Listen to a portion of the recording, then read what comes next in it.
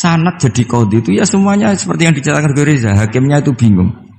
Karena memutuskan ini tanah milik siapa, harta karun. Dulu kamu kira Nabi Sulaiman itu serius ya enggak, beliau itu relax. Tapi kalau punya keputusan itu jitu, ada dua perempuan. Ya sebut saja dalam tafsir-tafsir misalnya Soghirah sama Gabiroh. Sama punya anak kecil ya, karena masih keluarga anaknya itu mirip. Kemudian anak yang satu itu dimakan serigala. Hilang. Dimakan serigala, terus lapor ke Nabi Dawud. Karena yang meyakinkan itu yang satu, diputuskan ini milik kamu, misalnya milik yang adiknya. Ketika keluar dari situ, ketemu Nabi Sulaiman. Kalau saya hakimnya, maka keputusannya tidak seperti itu. Nabi Sulaiman pas itu umurnya 13 tahun. Akhirnya dipanggil sama Nabi Dawud. Ya sudah, putuskan kamu. Nabi Sulaiman ngambil pedang atau pisau, ya sudah tak bagi dua. Nanti separuhan katanya. Jadi Nabi Sulaiman itu ya suka humor. Masa anak mau dibagi dua nanti separuhan. Terus yang histeris nangis itu yang besar, yang mbaknya. Yang kecil tenang-tenang saja. Akhirnya sama Nabi Sulaiman diputuskan dikasihkan yang nangis histeris. Ditanya sama yang kecil, kenapa kamu putuskan milik mbak saya? Ora ono wong anak apa dipotong kok tenang-tenang wae. Jadi kelihatannya rileks, tapi dari basis ilmu yang luar biasa. Kalau kamu betul merasa sebagai itu anak kamu, pasti kamu histeris. Akhirnya dikasihkan yang besar. Jadi tidak semua nabi itu kalau memutuskan serius, Nabi Sulaiman itu rileks. Ya tapi tentu tidak kayak Gus Rizal, lebih benar gitu kan. Nabi itu lebih benar. Suatu saat ada lagi perempuan cantik itu diperkosa 4 tokoh. Jangan teruskan tokoh agama, nanti sensitif. Tokoh gitu saja. Memang tokoh ini, orang terpandang. Setelah hamil, si 4 orang tersangka ini bilang bahwa yang menghamil itu anjing. Karena zaman itu zaman yang mungkin diktatorial ya. Ya sudah diam gitu saja. Singkat cerita, dilaporkan ke Nabi Dawud. Bahwa ada peristiwa gini-gini, terduga adalah anjing. Nabi Dawud ya tenang saja, enggak ngerespon. Karena biasa ala wali kan tukang husnudzon. Nabi Dawud itu gayanya Nabi, gaya ala wali. Jadi gampang husnudzon. Kalau Nabi Sulaiman enggak. Jadi sistem reskrim itu harus matur nuwun sama Nabi Sulaiman. Orang 4 ini dipanggil. Manggilnya satu-satu. Kamu tahu kalau itu yang merkosa anjing? Ya, tahu saya. Anjingnya warnanya apa? Hitam. Sudah kamu keluar. Keluar tidak dipertemukan sama yang 3. Yang satu dipanggil lagi. Yang merkosa apa? Anjing. Warnanya apa? Merah. Dipisah lagi. Sampai akhirnya 4 orang itu jawabnya warnanya beda-beda. Mungkin ada kebiasaan, mungkin ada yang bilang pink, tapi nggak ada anjing pink. Akhirnya setelah semua dipertemukan bareng-bareng. Kamu tadi bilang apa? Hitam. Kamu tadi bilang apa? Merah. Kamu tadi bilang apa? Berarti padahal kamu semua bersaksi bersama bahwa orang itu Pratita tadi diperkosaan anjing. Tapi ternyata warnanya anjing beda. Terus akhirnya Nabi Sulaiman bilang, anjingnya ya kamu itu. Akhirnya mereka ngaku sebagai apa? Pemerkosa. Makanya dalam masalah Nabi Dawud dan Nabi Sulaiman itu Allah luar biasa mensifatinya. Nabi Dawud punya keramat, punya mukjizat. Kalau beliau baca tasbih, itu gunung dan burung-burung ikut baca apa? Tasbih. Semuanya ikut baca tasbih. Yusabbihna bil asyi wal isyraq wa tayra mahsyurah kulullahu awwab. Tapi orang tuh kalau suka wiridan biasanya intelijensinya itu agak gimana gitu. Enggak usah diterangkan nanti sensitif. Akhirnya Allah ngakui, fafahamnaha Sulaiman wa kullan ataina hukmau wa ilmu. Jadi kalau masalah ilmu detail itu fafahamnaha Sulaiman. Kecerdasan untuk bikin keputusan itu masih cerdas Nabi Sulaiman. Tapi kalau wiridannya itu bagus Nabi Dawud. Jadi makanya orang ini nggak sempurna ya. Ada yang suka wiridan, ada. Makanya saat tadi itu kaget Gus Im bilang ketua pondoknya di Istighori Gus Riza itu saya tenane gitu. Maksudnya itu saking adabnya muji masnya apa gimana saya itu sampai sekarang nggak paham itu. Tapi yang jelas yang diangkat tadi jangan GR kalau itu hasil istikharah. Karena saya tidak bisa yakin itu. Ya tidak bisa memaksa husnudzon. Nanti kalau di ruang dalam mau tanya istikharah betul apa enggak.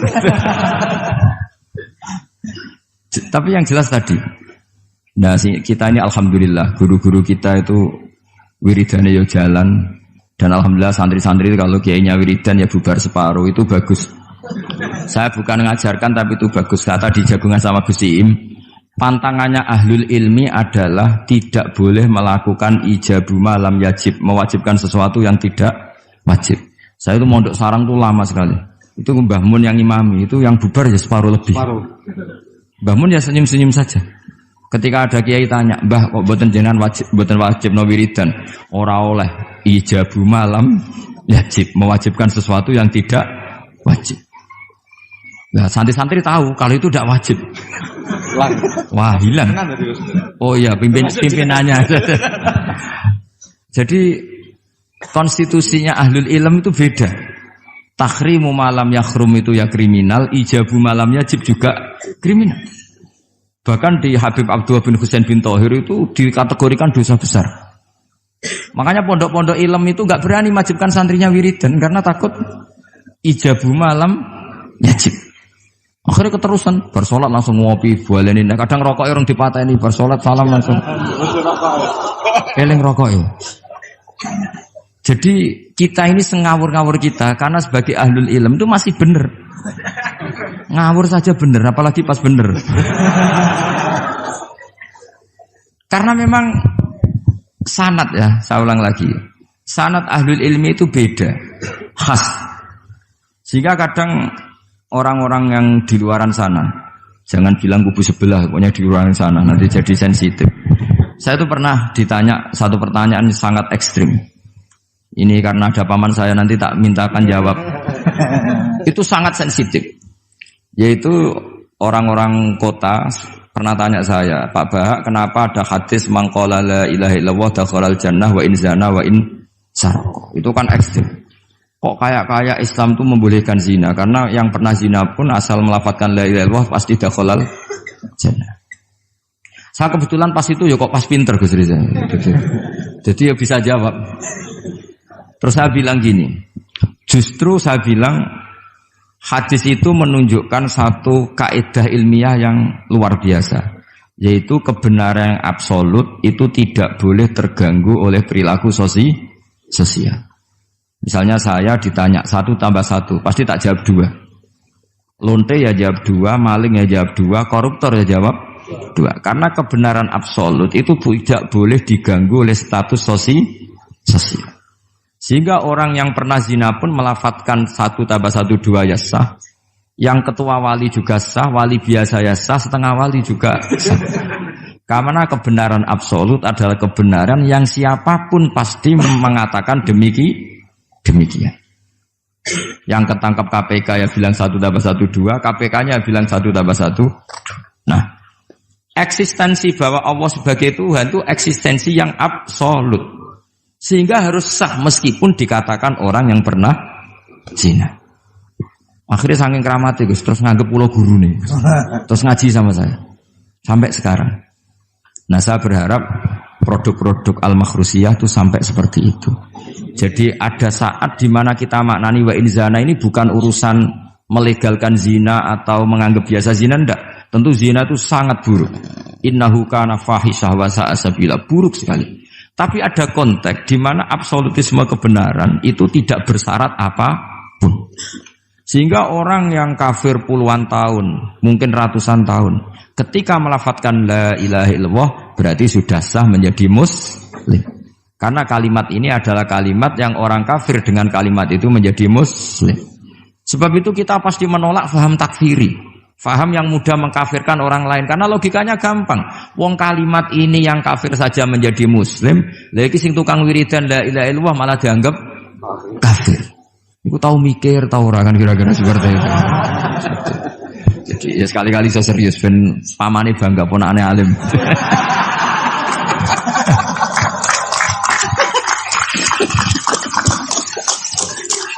Jadi saya terpaksa ngetokno alim saya ben paman bangga gitu. Ponakanku ya alim pemeneh pamane.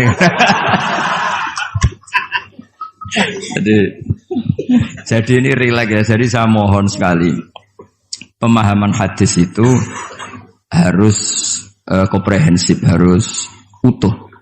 Sehingga zaman itu bukan sekedar kita. Abu Dzar itu sahabat yang khusyuk itu ya protes. Yang benar ya Rasulullah, masa wa in zana wa in saraq. Diulang lagi. Yang benar ya Rasulullah. Sampai Nabi mengatakan 3 kali. Lama-lama Nabi sampai agak keras nadanya. Ngendikan ala rohmi anfi Abi Dzarrin. Oh dasar wong grumbung kandhani ra ngandel gitu. Karena Abu Dzar itu orang khusyuk. Beliau tidak siap kalau orang yang pernah salah seperti itu kemudian tetap dakhalal jannah atau sah melafadzkan la ilaha illallah.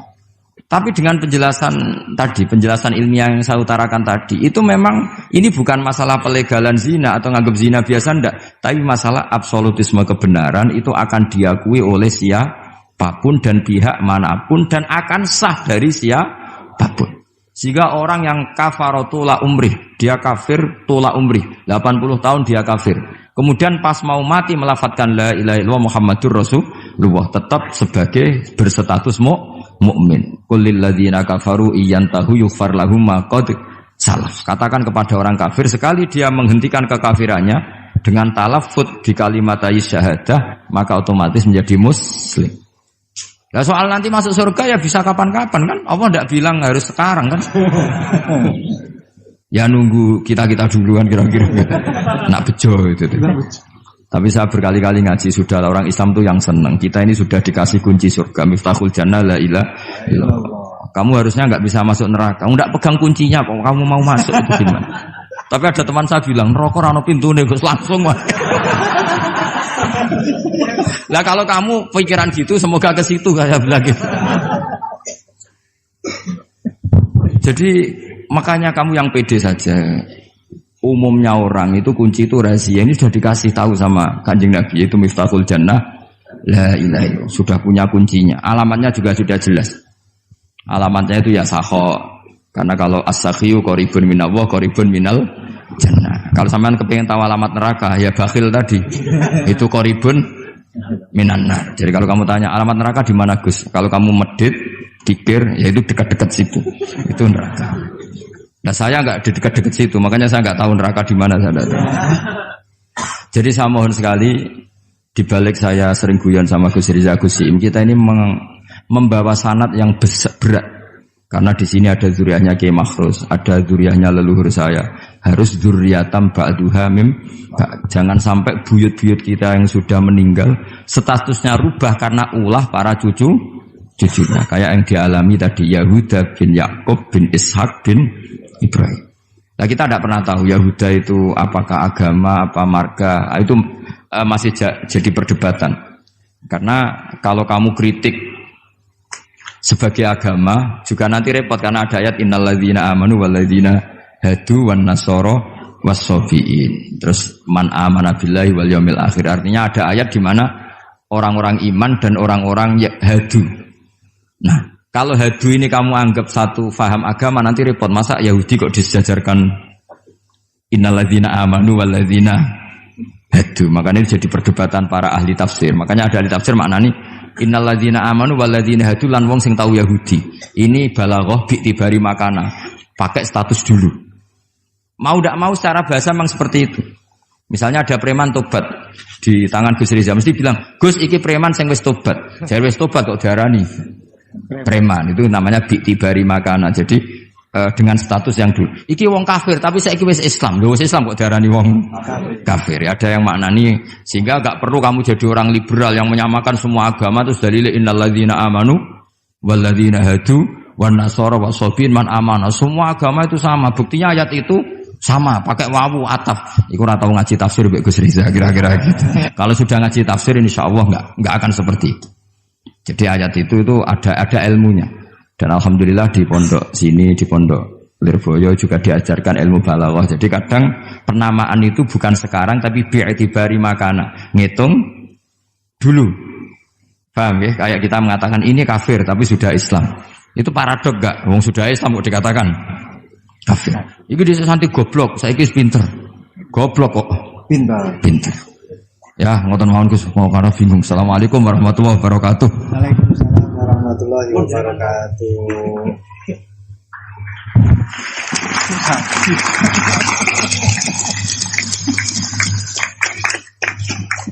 Matur suwun Dateng ponakan kawula ingkang kawula mulyakaken.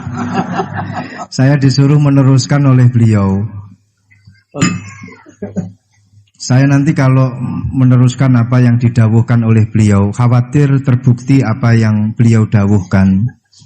Ketok ponakane pinter apa meneh pamane itu. Dan saya ikut kaidah beliau harus tawadhu. Jadi saya sebaiknya ya seperti tadi yang saya sampaikan, aku mundur alon-alon.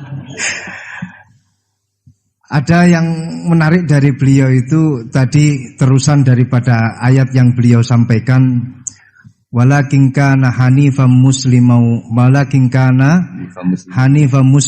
ma kana minal musyrikin. Ini yang kemudian menjadi jalan tengah antara perdebatan di antara apakah Ibrahim itu Yahudi ataupun Nasrani. Jawabannya adalah hanifan muslimau wa ma kana minal musyrikin. Ikut pada jalan yang lurus. Maka dari itu tadi pun juga beliau sudah memberikan arahan kepada kita, ikut pada jalan yang lurus, jalan yang telah diarahkan, yang telah diberikan oleh para sesepuh kita. Jadi sebenarnya ayat-ayat yang telah beliau sampaikan dan juga penafsirannya itu tadi sudah cukup. Kalian kalau mau mencari sesuatu, jawabannya itu ada di dalam Al-Quran semuanya. Dulu itu ada satu kisah yang disampaikan oleh Dr. Ali Toharoyan di dalam satu kitab tafsir Ayatul Ahkam yang beliau karang. Dr. Ali Toharoyan ini adalah salah satu guru besar di Al-Azhar. Beliau mengisahkan ada seorang yang fanatik sekali dengan Al-Quran. Itu memang sudah menjadi keharusan kita, fanatik terhadap Al-Quran. Tapi ini fanatiknya luar biasa. Seorang pembuat roti, beliau fanatiknya kepada Al-Quran ini luar biasa. Setiap kali ditanya oleh orang, apakah Al-Quran ini menerangkan tentang bagaimana caranya kita memasak? Ada jawabannya di dalam Al-Quran. Apakah di dalam Al-Quran itu ada caranya kita main sepak bola? Ada jawabannya, semua di dalam Al-Quran. Ma faratna fil kitabi min syai'. Fassalnahu tafsila. Semuanya sudah dijelaskan oleh Allah. Allah di dalam Al-Quran menjelaskan semuanya secara rinci malahan. Suatu ketika orang ini ditanya oleh salah satu tamunya, Anda yang fanatik terhadap Al-Quran? Iya, saya fanatik dan kita wajib fanatik terhadap Al-Quran. Sekarang saya ingin tahu jawabannya. Dari satu pertanyaan, apakah Al-Quran itu menjelaskan bagaimana caranya membuat roti? Anda kan sebagai pembuat roti, Anda sebagai tukang roti. Saya ingin ayatnya apa di dalam Al-Quran, bagaimana caranya membuat roti. Si tukang roti ini secara refleks langsung menjawab, ada. Ayatnya apa? Fas'alu ahla dzikri in kuntum la ta'lamun. Kalau tidak tahu, tanyalah kepada yang tahu. Jadi kalian kalau tidak tahu, tanyalah kepada Gus Baha. Itu yang wajib menjawab pun juga sebenarnya Gus Baha. Wal afu minkum. Assalamualaikum warahmatullahi wabarakatuh. Sanad jadi qadhi itu ya semuanya seperti yang diceritakan Gus Reza. Hakimnya itu bingung. Karena memutuskan ini tanah milik siapa, harta karun. Dulu kamu kira Nabi Sulaiman itu serius, ya enggak, beliau itu rileks. Tapi kalau punya keputusan itu jitu. Ada dua perempuan, ya sebut saja dalam tafsir-tafsir misalnya Soghirah sama Gabiroh, sama punya anak kecil ya, karena masih keluarga anaknya itu mirip. Kemudian anak yang satu itu dimakan serigala, hilang, dimakan serigala, terus lapor ke Nabi Dawud. Karena yang meyakinkan itu yang satu, diputuskan ini milik kamu, misalnya milik yang adiknya. Ketika keluar dari situ, ketemu Nabi Sulaiman. Kalau saya hakimnya, maka keputusannya tidak seperti itu. Nabi Sulaiman pas itu umurnya 13 tahun. Akhirnya dipanggil sama Nabi Dawud. Ya sudah, putuskan kamu. Nabi Sulaiman ngambil pedang atau pisau, ya sudah tak bagi dua. Nanti separuhan katanya. Jadi Nabi Sulaiman itu ya suka humor. Masa anak mau dibagi dua nanti separuhan. Terus yang histeris nangis itu yang besar, yang mbaknya. Yang kecil tenang-tenang saja. Akhirnya sama Nabi Sulaiman diputuskan dikasihkan yang nangis histeris. Ditanya sama yang kecil, kenapa kamu putuskan milik mbak saya? Ora ono wong anak apa dipotong kok tenang-tenang wae. Jadi kelihatannya rileks, tapi dari basis ilmu yang luar biasa. Kalau kamu betul merasa sebagai itu anak kamu, pasti kamu histeris. Akhirnya dikasihkan yang besar. Jadi tidak semua nabi itu kalau memutuskan serius, Nabi Sulaiman itu rileks. Ya tapi tentu tidak kayak Gus Rizal, lebih benar gitu kan. Nabi itu lebih benar. Suatu saat ada lagi perempuan cantik itu diperkosa 4 tokoh. Jangan teruskan tokoh agama, nanti sensitif. Tokoh gitu saja. Memang tokoh ini orang terpandang. Setelah hamil, si 4 orang tersangka ini bilang bahwa yang menghamil itu anjing. Karena zaman itu zaman yang mungkin diktatorial ya. Ya sudah diam gitu saja. Singkat cerita dilaporkan ke Nabi Dawud bahwa ada peristiwa gini-gini terduga adalah anjing. Nabi Dawud ya tenang saja, nggak ngerespon. Karena biasa ala wali kan tukang husnudzon. Nabi Dawud itu gayanya Nabi, gaya ala wali, jadi gampang husnudzon. Kalau Nabi Sulaiman enggak.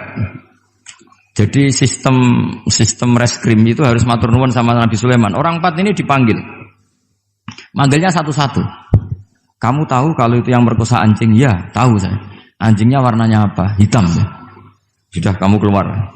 Keluar tidak dipertemukan sama yang 3. Yang 1 dipanggil lagi. Yang merkosa apa? Anjing. Warnanya apa? Merah. Dipisah lagi. Sampai akhirnya 4 orang itu jawabnya warnanya beda-beda. Mungkin ada kebiasaan, mungkin ada yang bilang pink, tapi nggak ada anjing pink. Akhirnya setelah semua dipertemukan bareng-bareng. Kamu tadi bilang apa? Hitam. Kamu tadi bilang apa? Merah. Kamu tadi bilang apa?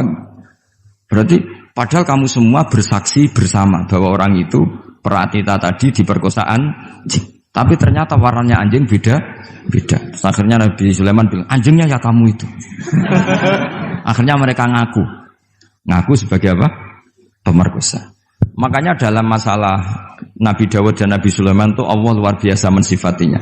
Nabi Dawud punya keramat, punya mukjizat. Kalau beliau baca tasbih, itu gunung dan burung-burung ikut baca apa? Tasbih. Semuanya ikut baca tasbih. Yusabbihna bil asyi wal isyraq wa tayra mahsyurah kulullahu awwab. Tapi orang tuh kalau suka wiridan biasanya intelijensinya itu agak gimana gitu. Enggak usah diterangkan nanti sensitif. Akhirnya Allah ngakui, fafahamnaha Sulaiman wa kullan ataina hukmau wa ilmu. Jadi kalau masalah ilmu detail itu fafahamnaha Sulaiman. Kecerdasan untuk bikin keputusan itu masih cerdas Nabi Sulaiman. Tapi kalau wiridannya itu bagus Nabi Dawud. Jadi makanya orang ini nggak sempurna ya. Ada yang suka wiridan, ada. Makanya saat tadi itu kaget Gus Im bilang ketua pondoknya di Istighori Gus Riza itu saya tenane gitu. Maksudnya itu saking adabnya muji masnya apa gimana saya itu sampai sekarang nggak paham itu. Tapi yang jelas yang diangkat tadi jangan GR kalau itu hasil istikharah. Karena saya tidak bisa yakin itu. Ya tidak bisa memaksa husnudzon. Nanti kalau di ruang dalam mau tanya istikharah betul apa enggak. Tapi yang jelas tadi. Nah, kita ini alhamdulillah guru-guru kita itu wiridannya ya jalan. Dan alhamdulillah santri-santri itu kalau kiainya wiridan ya bubar separuh itu bagus. Saya bukan mengajarkan tapi itu bagus. Kata di jagungan sama Gus Im, pantangannya ahlul ilmi adalah tidak boleh melakukan ijabu malam yajib, mewajibkan sesuatu yang tidak wajib. Saya itu mondok sarang tuh lama sekali. Itu Mbah Mun yang imami, itu yang bubar ya separuh lebih. Mbah Mun ya senyum-senyum saja.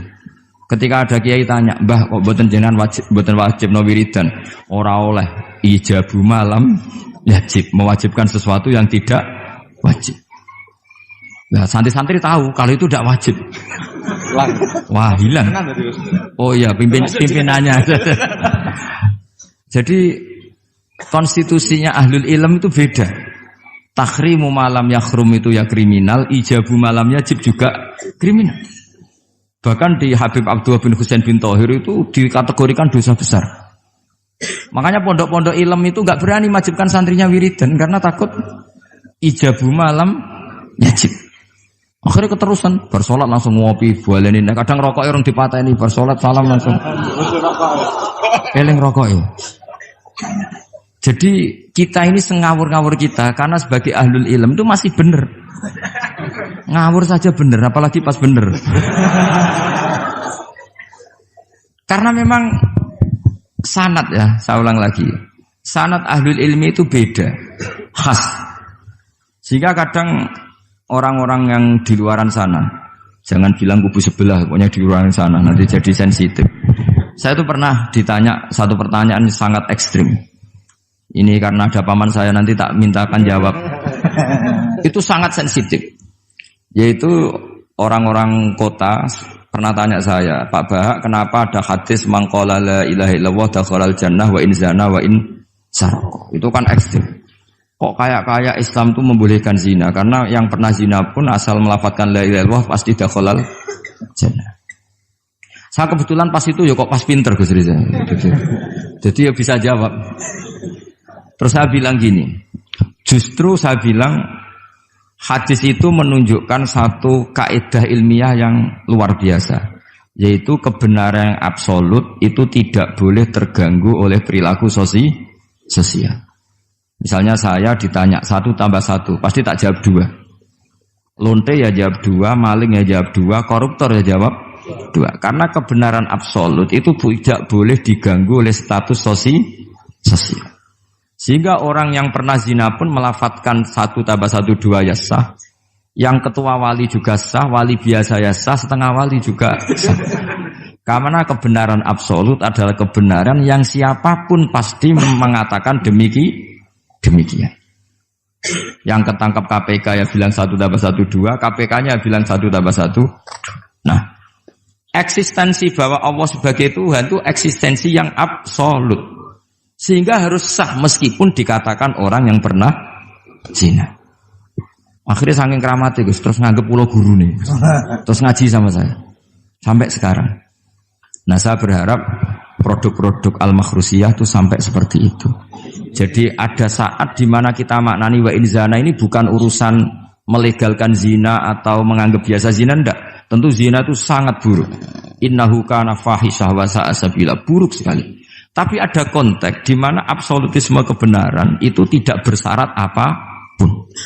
Sehingga orang yang kafir puluhan tahun, mungkin ratusan tahun, ketika melafadzkan la ilaha illallah berarti sudah sah menjadi muslim. Karena kalimat ini adalah kalimat yang orang kafir dengan kalimat itu menjadi muslim. Sebab itu kita pasti menolak faham takfiri, faham yang mudah mengkafirkan orang lain. Karena logikanya gampang. Wong kalimat ini yang kafir saja menjadi muslim, lagi sing tukang wiridan la ilaha illallah malah dianggap kafir. Iku tahu mikir, tahu ora kan kira-kira seperti itu. Jadi ya sekali-kali saya serius ben pamane bangga ponakane alim.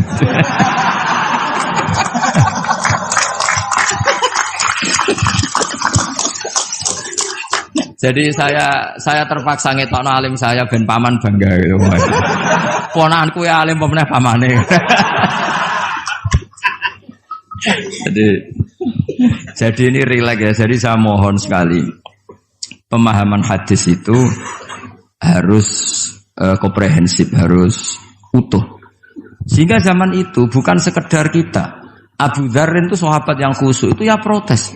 Yang benar ya Rasulullah, masa wa in zana wa in saraq. Diulang lagi. Yang benar ya Rasulullah. Sampai Nabi mengatakan 3 kali. Lama-lama Nabi sampai agak keras nadanya. Ngendikan ala rohmi anfi Abi Dzarrin. Oh dasar wong grumbung kandhani ra ngandel gitu. Karena Abu Dzar itu orang khusyuk. Beliau tidak siap kalau orang yang pernah salah seperti itu kemudian tetap dakhalal jannah atau sah melafadzkan la ilaha illallah. Tapi dengan penjelasan ilmiah yang saya utarakan tadi, itu memang ini bukan masalah pelegalan zina atau nganggap zina biasa, enggak. Tapi masalah absolutisme kebenaran itu akan diakui oleh siapapun dan pihak manapun dan akan sah dari siapapun. Sehingga orang yang kafaratula umrih, dia kafir tula umrih, 80 tahun dia kafir. Kemudian pas mau mati melafadzkan la ilaha illallah Muhammadur Rasulullah, tetap sebagai berstatus mukmin. Qul lil ladzina kafaru iyantahu yughfar lahum ma qad salaf. Katakan kepada orang kafir sekali dia menghentikan kekafirannya, dengan talaffuz di kalimat syahadah maka otomatis menjadi muslim. Nah soal nanti masuk surga ya bisa kapan-kapan kan? Allah tidak bilang harus sekarang kan? Ya nunggu kita duluan kira-kira gitu. Nak bejo itu. Tapi saya berkali-kali ngaji sudah orang Islam tuh yang senang. Kita ini sudah dikasih kunci surga, miftahul jannah la ilaha illallah. Kamu harusnya nggak bisa masuk neraka. Kamu nggak pegang kuncinya kok. Kamu mau masuk itu gimana? Tapi ada teman saya bilang, neraka ora ono pintune Gus langsung mah. Lah kalau kamu pikiran gitu semoga ke situ saya bilang gitu. Jadi makanya kamu yang pede saja. Umumnya orang itu kunci itu rahasia. Ini sudah dikasih tahu sama Kanjeng Nabi yaitu miftahul jannah la ilaha illallah. Sudah punya kuncinya. Alamatnya juga sudah jelas. Alamatnya itu ya sakho. Karena kalau as-sakhiyu qaribun minallah qaribun minal jannah. Kalau sampean kepengin tahu alamat neraka ya bakhil tadi. Itu qaribun minan nar. Jadi kalau kamu tanya alamat neraka di mana Gus? Kalau kamu medit, kikir, ya itu dekat-dekat situ. Itu neraka. Nah saya nggak di dekat-dekat situ, makanya saya nggak tahu neraka di mana saya tahu. Jadi saya mohon sekali, dibalik saya sering guyon sama Gus Riza Gusim, kita ini membawa sanad yang berat, karena di sini ada zuriatnya Kiai Makhrus, ada zuriatnya leluhur saya, harus zuriatam ba'duha mim. Jangan sampai buyut-buyut kita yang sudah meninggal statusnya rubah karena ulah para cucunya, kayak yang dialami tadi Yahuda bin Yakub bin Ishak bin Ibrahim. Nah kita tidak pernah tahu Yahuda itu apakah agama, apa marga, itu masih jadi perdebatan. Karena kalau kamu kritik sebagai agama juga nanti repot karena ada ayat innalladzina amanu walladzina hadu wan nasara wassabiin. Terus man amana billahi wal yaumil akhir. Artinya ada ayat di mana orang-orang iman dan orang-orang hadu. Nah, kalau hadu ini kamu anggap satu faham agama nanti repot. Masa Yahudi kok disejajarkan innalladzina amanu walladzina hadu. Makanya ini jadi perdebatan para ahli tafsir. Makanya ada ahli tafsir maknanya innalladzina amanu walladzina hadu lan wong sing tahu Yahudi. Ini balaghah bi'tibari makana. Pakai status dulu. Mau tidak mau secara bahasa memang seperti itu. Misalnya ada preman tobat di tangan Gus Riza mesti bilang, "Gus iki preman sing wis tobat." Jare wis tobat kok diarani preman, itu namanya bi'tibari makana. Jadi dengan status yang dulu. Iki wong kafir tapi saiki wis Islam. Lho wis Islam kok diarani wong kafir. Ya, ada yang maknani sehingga enggak perlu kamu jadi orang liberal yang menyamakan semua agama terus dalil innalladzina amanu walladzina hadu wan nasara wasabiin man amana. Semua agama itu sama. Buktinya ayat itu sama, pakai wawu ataf. Iku ora tau ngaji tafsir Mbak Gus Riza kira-kira gitu. Kalau sudah ngaji tafsir insyaallah enggak akan seperti itu. Jadi ayat itu ada ilmunya. Dan alhamdulillah di pondok sini, di pondok Lirboyo juga diajarkan ilmu balaghah. Jadi kadang penamaan itu bukan sekarang tapi bi'tibari makana. Ngitung dulu. Paham ya? Kayak kita mengatakan ini kafir tapi sudah Islam. Itu paradok enggak? Wong sudah Islam kok dikatakan kafir. Iki dhisik santi goblok, saiki wis pinter. Goblok kok pinter. Ya, ngoten mawon Gus, mau karena bingung. Assalamualaikum warahmatullahi wabarakatuh. Waalaikumsalam warahmatullahi wabarakatuh.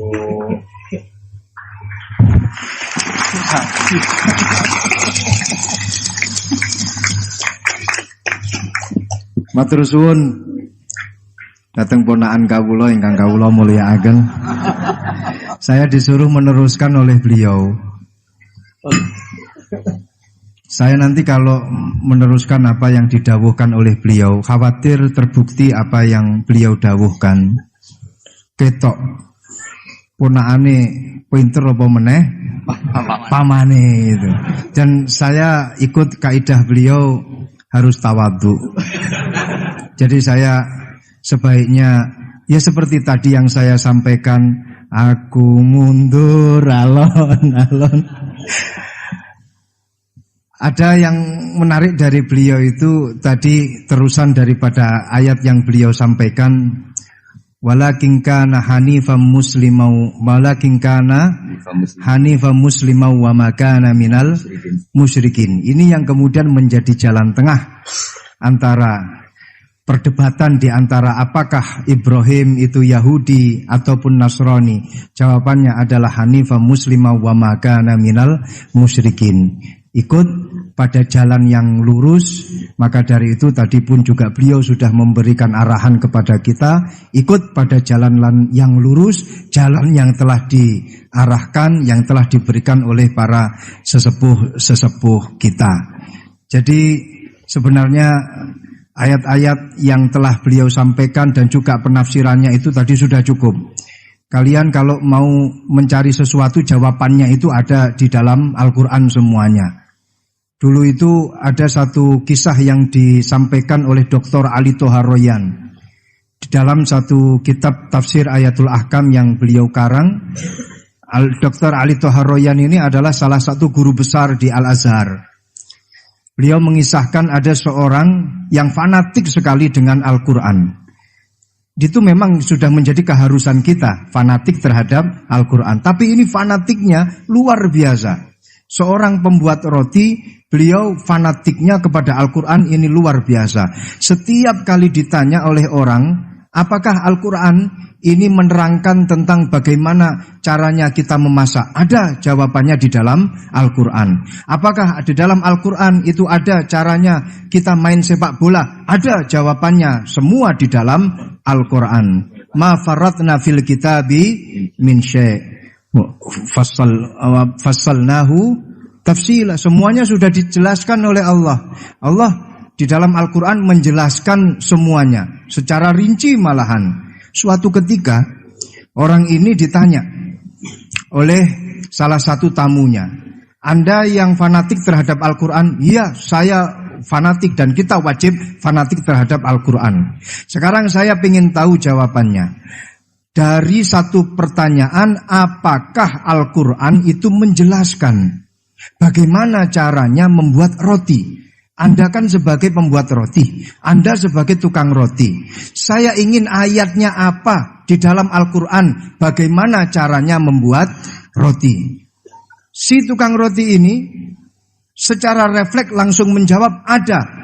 Ayatnya apa? Fas'alu ahla dzikri in kuntum la ta'lamun. Kalau tidak tahu, tanyalah kepada yang tahu. Jadi kalian kalau tidak tahu, tanyalah kepada Gus Baha. Itu yang wajib menjawab pun juga sebenarnya Gus Baha. Wal afu minkum. Assalamualaikum warahmatullahi wabarakatuh.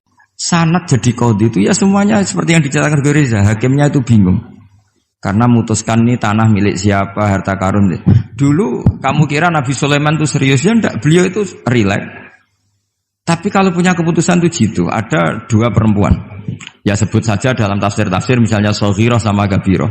Sama punya anak kecil, ya, karena masih keluarga anaknya itu mirip. Kemudian anak yang satu itu dimakan serigala. Hilang. Dimakan serigala, terus lapor ke Nabi Dawud. Karena yang meyakinkan itu yang satu, diputuskan ini milik kamu, misalnya milik yang adiknya. Ketika keluar dari situ, ketemu Nabi Sulaiman. Kalau saya hakimnya, maka keputusannya tidak seperti itu.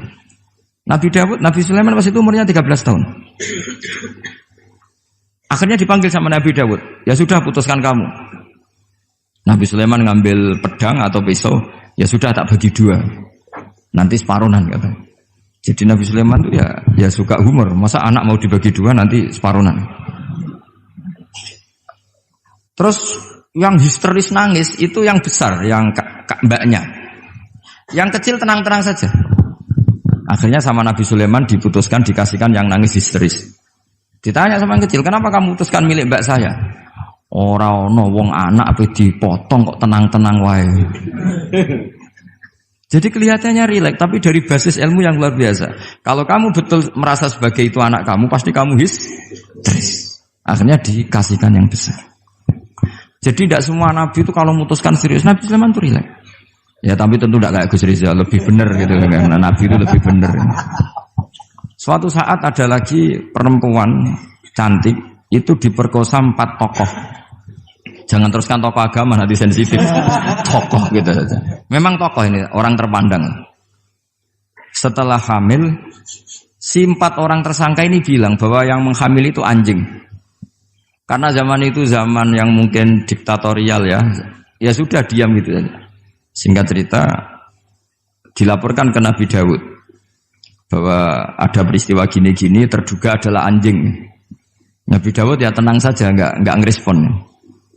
Karena biasalah wali itu kan tukang husnudzon. Nabi Dawud itu gayanya Nabi, gaya ala wali, jadi gampang husnudzon. Kalau Nabi Sulaiman enggak. Jadi sistem reskrim itu harus matur nuwun sama Nabi Sulaiman. Orang 4 ini dipanggil. Manggilnya satu-satu. Kamu tahu kalau itu yang merkosa anjing? Ya, tahu saya. Anjingnya warnanya apa? Hitam ya. Sudah kamu keluar. Keluar tidak dipertemukan sama yang 3. Yang 1 dipanggil lagi. Yang merkosa apa? Anjing. Warnanya apa? Merah. Dipisah lagi. Sampai akhirnya 4 orang itu jawabnya warnanya beda-beda. Mungkin ada kebiasaan, mungkin ada yang bilang pink, tapi nggak ada anjing pink. Akhirnya setelah semua dipertemukan bareng-bareng. Kamu tadi bilang apa? Hitam. Kamu tadi bilang apa? Merah. Kamu tadi bilang apa? Berarti padahal kamu semua bersaksi bersama bahwa orang itu Pratita tadi diperkosaan anjing. Tapi ternyata warnanya anjing beda. Terus akhirnya Nabi Sulaiman bilang, anjingnya ya kamu itu. Akhirnya mereka ngaku sebagai apa? Pemerkosa. Makanya dalam masalah Nabi Dawud dan Nabi Sulaiman itu Allah luar biasa mensifatinya. Nabi Dawud punya keramat, punya mukjizat. Kalau beliau baca tasbih, itu gunung dan burung-burung ikut baca apa? Tasbih. Semuanya ikut baca tasbih. Yusabbihna bil asyi wal isyraq wa tayra mahsyurah kulullahu awwab. Tapi orang tuh kalau suka wiridan biasanya intelijensinya itu agak gimana gitu. Enggak usah diterangkan nanti sensitif. Akhirnya Allah ngakui, fafahamnaha Sulaiman wa kullan ataina hukmau wa ilmu. Jadi kalau masalah ilmu detail itu fafahamnaha Sulaiman. Kecerdasan untuk bikin keputusan itu masih cerdas Nabi Sulaiman. Tapi kalau wiridannya itu bagus Nabi Dawud. Jadi makanya orang ini nggak sempurna ya. Ada yang suka wiridan, ada. Makanya saat tadi itu kaget Gus Im bilang ketua pondoknya di Istighori Gus Riza itu saya tenane gitu. Maksudnya itu saking adabnya muji masnya apa gimana saya itu sampai sekarang nggak paham itu. Tapi yang jelas yang diangkat tadi jangan GR kalau itu hasil istikharah. Karena saya tidak bisa yakin itu. Ya tidak bisa memaksa husnudzon. Nanti kalau di ruang dalam mau tanya istikharah betul apa enggak. Tapi yang jelas tadi. Nah, kita ini alhamdulillah guru-guru kita itu wiridannya ya jalan dan alhamdulillah santri-santri kalau kiainya wiridan ya bubar separuh itu bagus. Saya bukan mengajarkan tapi itu bagus. Kata di jagungan sama Gus Iim, pantangannya ahlul ilmi adalah tidak boleh melakukan ijabu malam yajib, mewajibkan sesuatu yang tidak wajib. Saya itu mondok sarang tuh lama sekali. Itu Mbah Mun yang imami, itu yang bubar ya separuh lebih. Mbah Mun ya senyum-senyum saja. Ketika ada kiai tanya, "Mbah, kok boten jenengan boten wajib no wiridan?" Ora oleh ijabu malam yajib, mewajibkan sesuatu yang tidak wajib. Nah, santri-santri tahu kalau itu tidak wajib. Wah, hilang. Oh iya, pimpinannya. Jadi konstitusinya ahlul ilm itu beda. Tahrimu malam yakhrum itu ya kriminal, ijabu malam yajib juga kriminal. Bahkan di Habib Abdullah bin Husain bin Thohir itu dikategorikan dosa besar. Makanya pondok-pondok ilm itu enggak berani wajibkan santrinya wiridan karena takut ijabu malam yajib. Akhirnya keterusan, bersolat langsung ngopi, bualenin. Kadang rokoknya orang dipatahin, bersolat salam langsung. Eling rokoknya. Jadi kita ini sengawur-ngawur kita karena sebagai ahlul ilm itu masih benar. Ngawur saja benar, apalagi pas benar. Karena memang sanad ya, saya ulang lagi. Sanad ahlul ilmi itu beda, khas. Sehingga kadang orang-orang yang di luaran sana, jangan bilang kubu sebelah, pokoknya di luaran sana, nanti jadi sensitif. Saya itu pernah ditanya satu pertanyaan sangat ekstrim. Ini karena ada paman saya nanti tak mintakan jawab. Itu sangat sensitif. Yaitu orang-orang kota pernah tanya saya, Pak Bahak, kenapa ada hadis mangqala la ilaha illallah dakhalal jannah wa in zana wa in sarqa. Itu kan ekstrim. Kok kayak Islam itu membolehkan zina? Karena yang pernah zina pun asal melafadzkan la ilaha illallah pasti dakhalal jannah. Saya kebetulan pas itu ya kok pas pinter Gus Riza. Jadi ya bisa jawab. Terus saya bilang gini, justru saya bilang Hadis itu menunjukkan satu kaidah ilmiah yang luar biasa, yaitu kebenaran yang absolut itu tidak boleh terganggu oleh perilaku sosial. Misalnya saya ditanya 1 tambah 1, pasti tak jawab 2. Lonte ya jawab 2, maling ya jawab 2, koruptor ya jawab 2. Karena kebenaran absolut itu tidak boleh diganggu oleh status sosial. Sehingga orang yang pernah zina pun melafatkan 1 tambah 1 2 ya sah. Yang ketua wali juga sah, wali biasa ya sah, setengah wali juga sah. Karena kebenaran absolut adalah kebenaran yang siapapun pasti mengatakan demikian. Yang ketangkap KPK ya bilang 1 tambah 1 2, KPK-nya bilang 1 tambah 1. Nah, eksistensi bahwa Allah sebagai Tuhan itu eksistensi yang absolut. Sehingga harus sah meskipun dikatakan orang yang pernah zina. Akhirnya saking keramatnya Gus, terus nganggep pulau guru nih, terus ngaji sama saya sampai sekarang. Nah saya berharap produk-produk al-makhrusiyah itu sampai seperti itu. Jadi ada saat di mana kita maknani wa in zina ini bukan urusan melegalkan zina atau menganggap biasa zina, enggak. Tentu zina itu sangat buruk. Innahu kana fahisyah wa sa'a sabila, buruk sekali. Tapi ada konteks di mana absolutisme kebenaran itu tidak bersyarat apapun. Sehingga orang yang kafir puluhan tahun, mungkin ratusan tahun, ketika melafadzkan la ilaha illallah berarti sudah sah menjadi muslim. Karena kalimat ini adalah kalimat yang orang kafir dengan kalimat itu menjadi muslim. Sebab itu kita pasti menolak faham takfiri. Faham yang mudah mengkafirkan orang lain. Karena logikanya gampang. Wong kalimat ini yang kafir saja menjadi muslim. Lagi sing tukang wiridan la ilaha illallah malah dianggap kafir. Iku tahu mikir, tahu orang kan kira-kira seperti itu. Jadi ya sekali-kali saya serius. Ben pamane bangga ponakane alim.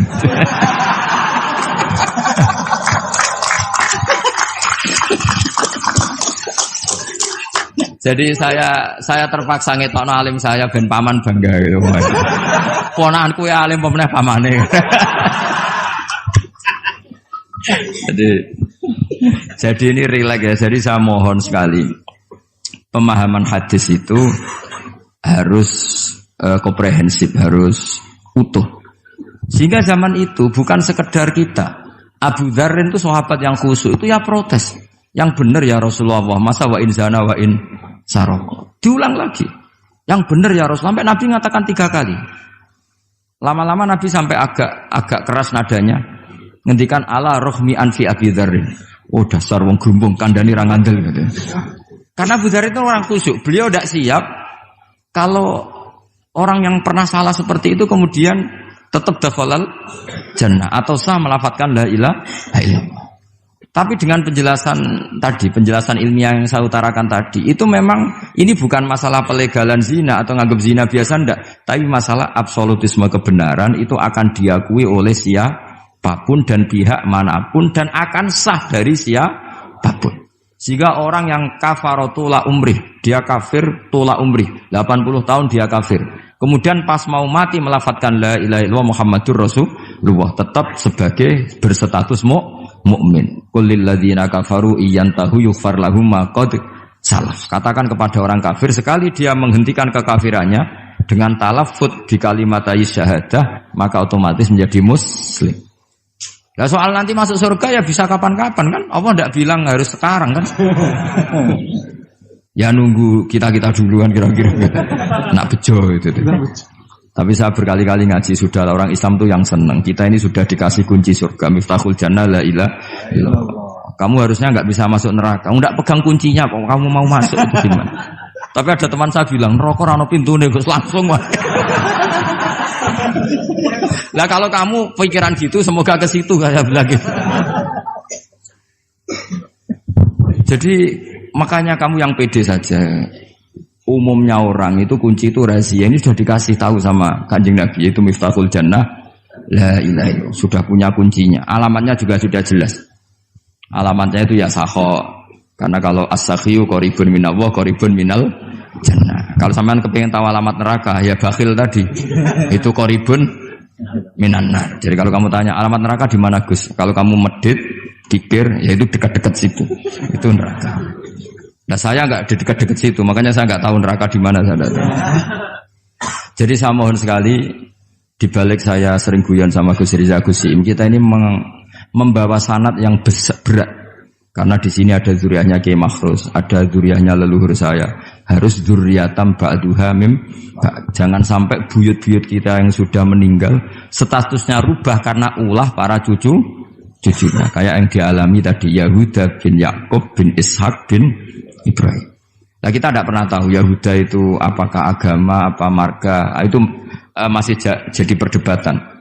Karena kalau kamu kritik sebagai agama juga nanti repot karena ada ayat innalladzina amanu walladzina hadu wan nasara wassabiin. Terus man amana billahi wal yaumil akhir. Artinya ada ayat di mana orang-orang iman dan orang-orang hadu.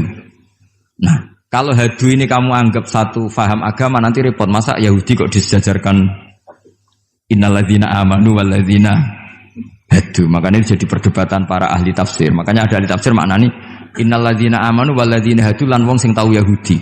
Ini balaghah bi'tibari makana. Pakai status dulu. Mau tidak mau secara bahasa memang seperti itu.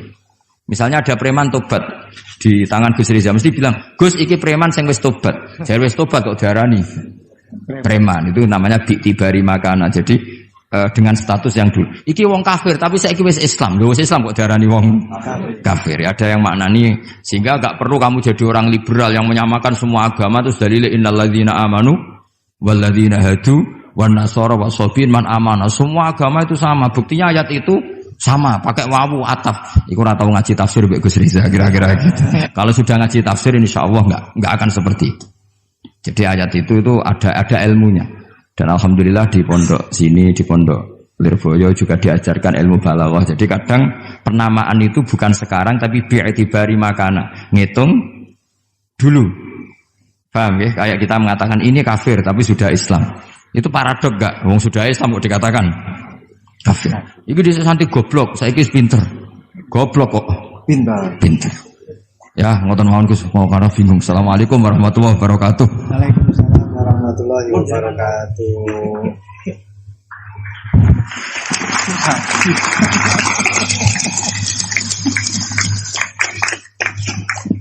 Matur suwun dateng ponakan kawula ingkang kawula mulyakaken. Saya disuruh meneruskan oleh beliau. Saya nanti kalau meneruskan apa yang didawuhkan oleh beliau, khawatir terbukti apa yang beliau dawuhkan. Ketok ponakane pinter apa meneh pamane itu. Dan saya ikut kaidah beliau harus tawadhu. Jadi saya sebaiknya ya seperti tadi yang saya sampaikan, aku mundur alon-alon. Ada yang menarik dari beliau itu tadi terusan daripada ayat yang beliau sampaikan, walakin kana hanifan muslimau wa ma kana minal musyrikin. Ini yang kemudian menjadi jalan tengah antara perdebatan di antara apakah Ibrahim itu Yahudi ataupun Nasrani. Jawabannya adalah hanifan muslimau wa ma kana minal musyrikin. Ikut pada jalan yang lurus. Maka dari itu tadi pun juga beliau sudah memberikan arahan kepada kita, ikut pada jalan yang lurus, jalan yang telah diarahkan, yang telah diberikan oleh para sesepuh kita. Jadi sebenarnya ayat-ayat yang telah beliau sampaikan dan juga penafsirannya itu tadi sudah cukup. Kalian kalau mau mencari sesuatu, jawabannya itu ada di dalam Al-Quran semuanya. Dulu itu ada satu kisah yang disampaikan oleh Dr. Ali Toharoyan. Di dalam satu kitab tafsir Ayatul Ahkam yang beliau karang, Dr. Ali Toharoyan ini adalah salah satu guru besar di Al-Azhar. Beliau mengisahkan ada seorang yang fanatik sekali dengan Al-Quran. Itu memang sudah menjadi keharusan kita, fanatik terhadap Al-Quran. Tapi ini fanatiknya luar biasa. Seorang pembuat roti, beliau fanatiknya kepada Al-Quran ini luar biasa. Setiap kali ditanya oleh orang, Apakah Al-Quran ini menerangkan tentang bagaimana caranya kita memasak? Ada jawabannya di dalam Al-Quran. Apakah di dalam Al-Quran itu ada caranya kita main sepak bola? Ada jawabannya, semua di dalam Al-Quran. Ma faratna fil kitabi min syai' fassalnahu tafsila. Semuanya sudah dijelaskan oleh Allah. Allah di dalam Al-Quran menjelaskan semuanya secara rinci malahan. Suatu ketika orang ini ditanya oleh salah satu tamunya, Anda yang fanatik terhadap Al-Quran? Iya, saya fanatik dan kita wajib fanatik terhadap Al-Quran. Sekarang saya ingin tahu jawabannya. Dari satu pertanyaan, apakah Al-Quran itu menjelaskan bagaimana caranya membuat roti? Anda kan sebagai pembuat roti, Anda sebagai tukang roti. Saya ingin ayatnya apa di dalam Al-Quran, bagaimana caranya membuat roti. Si tukang roti ini secara refleks langsung menjawab, ada. Ayatnya apa? Fas'alu ahla dzikri in kuntum la ta'lamun. Kalau tidak tahu, tanyalah kepada yang tahu. Jadi kalian kalau tidak tahu, tanyalah kepada Gus Baha. Itu yang wajib menjawab pun juga sebenarnya Gus Baha. Wal afu minkum. Assalamualaikum warahmatullahi wabarakatuh. Sanad jadi qadhi itu ya semuanya seperti yang diceritakan Reza. Hakimnya itu bingung. Karena memutuskan ini tanah milik siapa, harta karun. Dulu kamu kira Nabi Sulaiman itu serius, ya enggak, beliau itu rileks. Tapi kalau punya keputusan itu gitu, ada dua perempuan. Ya sebut saja dalam tafsir-tafsir misalnya Soghirah sama Gabiroh. Sama punya anak kecil, karena masih keluarga anaknya itu mirip. Kemudian anak yang satu itu dimakan serigala. Hilang. Dimakan serigala, terus lapor ke Nabi Dawud. Karena yang meyakinkan itu yang satu, diputuskan ini milik kamu, misalnya milik yang adiknya. Ketika keluar dari situ, ketemu Nabi Sulaiman. Kalau saya hakimnya, maka keputusannya tidak seperti itu. Nabi Sulaiman pas itu umurnya 13 tahun. Akhirnya dipanggil sama Nabi Dawud. Ya sudah, putuskan kamu. Nabi Sulaiman ngambil pedang atau pisau. Ya sudah, tak bagi dua. Nanti separuhan kata. Jadi Nabi Sulaiman itu ya suka humor. Masa anak mau dibagi dua nanti separuhan. Terus yang histeris nangis itu yang besar, yang mbaknya. Yang kecil tenang-tenang saja. Akhirnya sama Nabi Sulaiman diputuskan dikasihkan yang nangis histeris. Ditanya sama yang kecil, kenapa kamu putuskan milik mbak saya? Ora ono wong anak apa dipotong kok tenang-tenang wae. Jadi kelihatannya rileks, tapi dari basis ilmu yang luar biasa. Kalau kamu betul merasa sebagai itu anak kamu, pasti kamu histeris. Akhirnya dikasihkan yang besar. Jadi tidak semua nabi itu kalau memutuskan serius. Nabi Sulaiman itu rileks. Ya tapi tentu tidak kayak Gus Rizal, lebih benar gitu kan. Nabi itu lebih benar. Suatu saat ada lagi perempuan cantik itu diperkosa 4 tokoh. Jangan teruskan tokoh agama, nanti sensitif. Tokoh gitu saja. Memang tokoh ini orang terpandang. Setelah hamil, si 4 orang tersangka ini bilang bahwa yang menghamil itu anjing. Karena zaman itu zaman yang mungkin diktatorial ya. Ya sudah diam gitu saja. Singkat cerita, dilaporkan ke Nabi Dawud bahwa ada peristiwa gini-gini, terduga adalah anjing. Nabi Dawud ya tenang saja, enggak ngerespon. Karena biasalah wali itu kan tukang husnudzon. Nabi Dawud itu gayanya Nabi, gaya ala wali, jadi gampang husnudzon. Kalau Nabi Sulaiman enggak. Jadi sistem reskrim itu harus matur nuwun sama Nabi Sulaiman. Orang 4 ini dipanggil. Manggilnya satu-satu. Kamu tahu kalau itu yang merkosa anjing? Ya, tahu saya. Anjingnya warnanya apa? Hitam. Sudah, kamu keluar. Keluar tidak dipertemukan sama yang 3. Yang 1 dipanggil lagi. Yang merkosa apa? Anjing. Warnanya apa? Merah. Dipisah lagi. Sampai akhirnya 4 orang itu jawabnya warnanya beda-beda. Mungkin ada kebiasaan, mungkin ada yang bilang pink, tapi nggak ada anjing pink. Akhirnya setelah semua dipertemukan bareng-bareng. Kamu tadi bilang apa? Hitam. Kamu tadi bilang apa? Merah. Kamu tadi bilang apa? Berarti padahal kamu semua bersaksi bersama bahwa orang itu Pratita tadi diperkosaan. Tapi ternyata warnanya anjing beda. Terus akhirnya Nabi Sulaiman bilang, anjingnya ya kamu itu. Akhirnya mereka ngaku sebagai apa? Pemerkosa. Makanya dalam masalah Nabi Dawud dan Nabi Sulaiman itu Allah luar biasa mensifatinya. Nabi Dawud punya keramat, punya mukjizat. Kalau beliau baca tasbih, itu gunung dan burung-burung ikut baca apa? Tasbih. Semuanya ikut baca tasbih. Yusabbihna bil asyi wal isyraq wa tayra mahsyurah kulullahu awwab. Tapi orang tuh kalau suka wiridan biasanya intelijensinya itu agak gimana gitu. Enggak usah diterangkan nanti sensitif. Akhirnya Allah ngakui, fafahamnaha Sulaiman wa kullan ataina hukmau wa ilmu. Jadi kalau masalah ilmu detail itu fafahamnaha Sulaiman.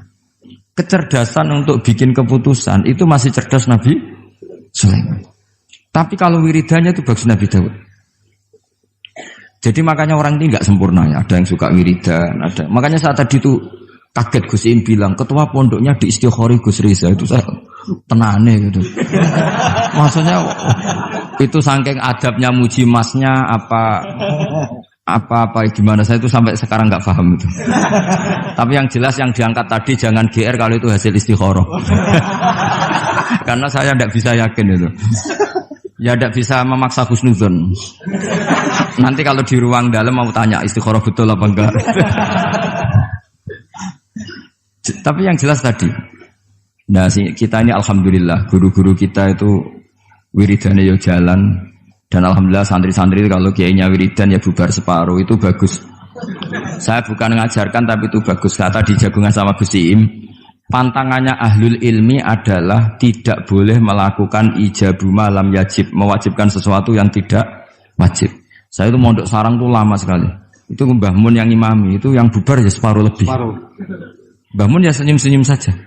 Ketika ada kiai tanya, "Mbah kok boten jenengan boten wajib no wiridan?"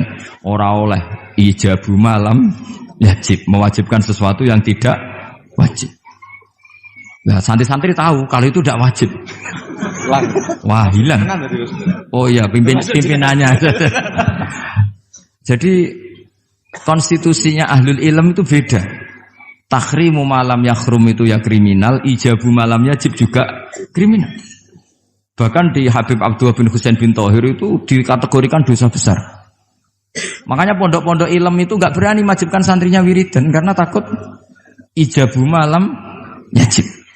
Akhirnya keterusan, bersolat langsung ngopi, bualenin. Kadang rokok orang dipateni, bersolat salam langsung. Eling rokok ya. Jadi kita ini sengawur-ngawur kita karena sebagai ahlul ilm itu masih benar. Ngawur saja benar, apalagi pas benar. Karena memang sanad ya, saya ulang lagi. Sanad ahlul ilmi itu beda, khas. Sehingga kadang orang-orang yang di luaran sana, jangan bilang kubu sebelah, pokoknya di luaran sana, nanti jadi sensitif. Saya itu pernah ditanya satu pertanyaan sangat ekstrim. Ini karena ada paman saya nanti tak mintakan jawab. Itu sangat sensitif. Yaitu orang-orang kota pernah tanya saya, Pak Bahak, kenapa ada hadis mangqala la ilaha illallah dakhalal jannah wa in zana wa in sarqa. Itu kan ekstrim. Kok kayak Islam itu membolehkan zina? Karena yang pernah zina pun asal melafatkan la ilaha illallah pasti dakhalal jannah. Saya kebetulan pas itu ya kok pas pinter Gus Riza. Jadi ya bisa jawab. Terus saya bilang gini, justru saya bilang hadis itu menunjukkan satu kaidah ilmiah yang luar biasa, yaitu kebenaran yang absolut itu tidak boleh terganggu oleh perilaku sosial.